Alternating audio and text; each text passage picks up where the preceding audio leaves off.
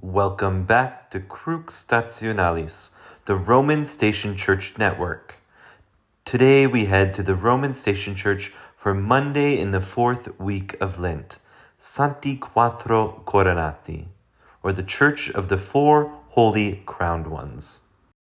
I want to thank you for watching our series at Crux Stationalis of the Roman Station Churches and coming with me daily to visit these pilgrim sites.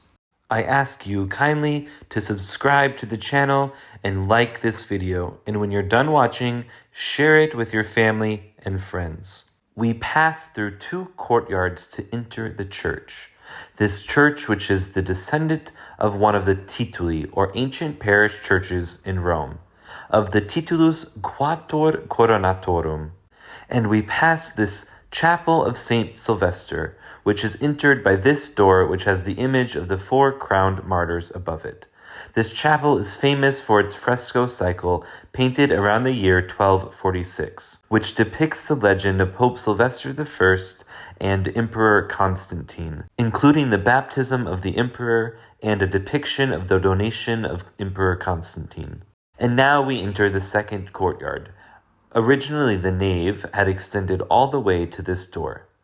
The church was burned to the ground in the Norman sack of Rome in the year 1084, and instead of rebuilding the original basilica to scale, Pope Paschal II built a smaller basilica with 2 courtyards, one in front of the other, the first corresponding to the original 9th century courtyard, while the second was seated over the initial part of the nave.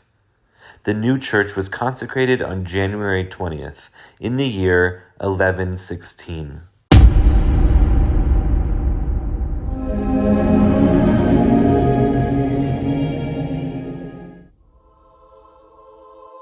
Augustinian nuns have been in possession of the basilica since the year 1560. So this is one of the few places where you can come and listen to the divine office chanted in Rome. Within the fortress-like Basilica of Santi Quattro Coronati complex is an early 13th century cloister that is possibly the earliest structure in Rome in the Cosmatesque style, which is characterized by the use of small marble tesserae set in patterns to form colorful mosaics. The convent and cloister, together with the basilica and adjoining cardinal's palace, constitute one of the most complete medieval ecclesiastical complexes surviving in Rome. Between the years 1912 and 1914, the local superintendent for monuments, Antonio Munoz, restored the cloister in such an exemplary manner that it stands as a milestone in the history of Italian restoration practice. In addition to the restoration, Munoz assembled over 300 archaeological artifacts found on the premises, now on display in the cloister.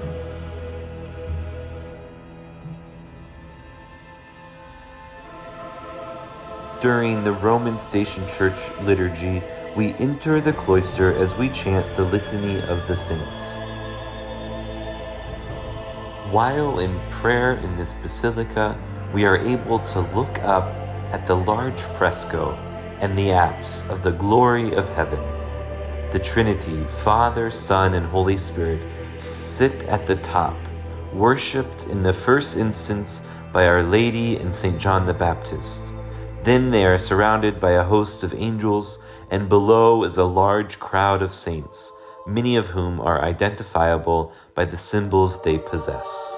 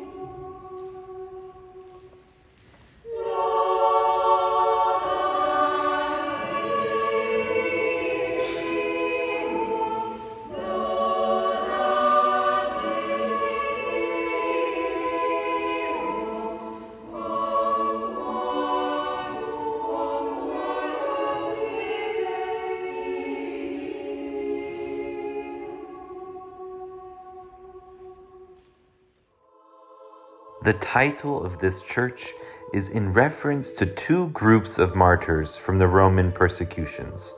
The first group were 4 soldiers, Severus, Victorinus, Carpophorus, and Severinus, who refused to take part in pagan worship and were killed for this in the persecutions of Emperor Diocletian.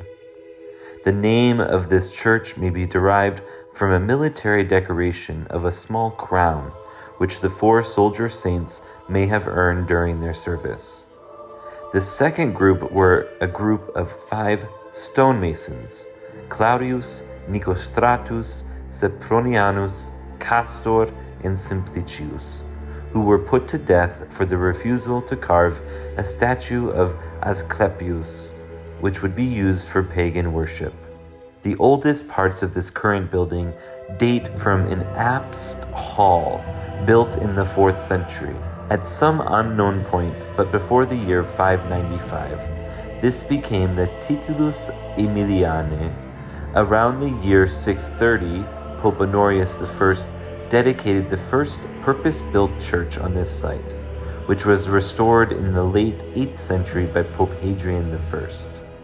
In the mid-9th century, Pope Leo IV undertook a more complete rebuilding and placed the relics of many martyrs in a crypt underneath the altar, including those of the 4 soldiers and the 5 stonemasons.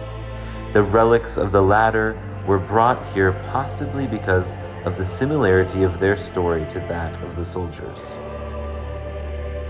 In the legend of these martyrdoms, it says that these martyrs did this for the name of Christ, gave their lives entirely for the name of Christ. Let's take their example today. We come to this church on Monday in the 4th week of Lent, and we look to the martyrs. That way, in moments of temptation, in moments when we are called to give testament to Christ, in the workplace, in our families, in our day-to-day tasks, we can choose to stand under this banner of the name of Christ. And in that way, we choose to love Jesus. We remain at the foot of the cross and gaze upon love crucified.